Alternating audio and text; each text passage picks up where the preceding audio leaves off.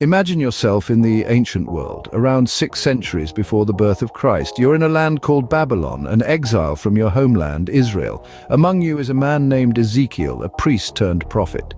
His life took an unexpected turn when he was called upon by God to deliver messages to his fellow Israelites. He's known for his vivid visions that are both complex and symbolic, a fusion of divine revelation and human emotion.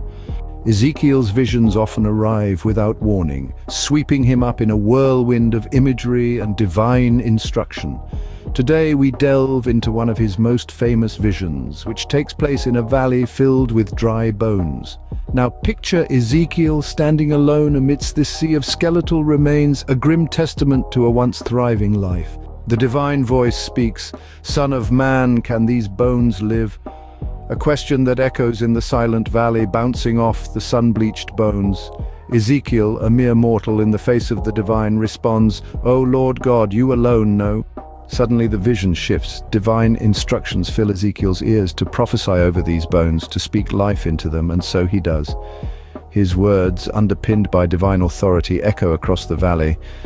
As Ezekiel speaks, a noise rumbles deep within the earth, a sound like the clattering of countless pebbles. The bones start moving, clattering, coming together, bone to bone. Ezekiel watches as sinews form, then flesh and finally skin, yet they remain lifeless, a host of bodies without breath.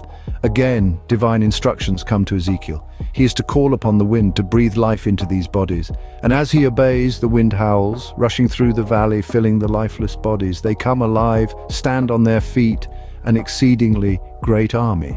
What an awe-inspiring sight that must have been. Now let's contemplate the significance of this vision. It's not merely a spectacle, but a message of hope and restoration. It's a promise that God can breathe life into what seems hopelessly dead. It's a metaphor for the nation of Israel, promising them return and restoration even when their situation seemed as dead and dry as those bones in the valley. This vision of Ezekiel, like a beacon, illuminates the power of divine intervention, the possibility of resurrection, and the hope for renewal. It reminds us that no matter how broken, how shattered, how dead our circumstances might seem, there's always room for revival, for life, for a fresh breath of hope. Because with God, nothing is truly dead and nothing is impossible.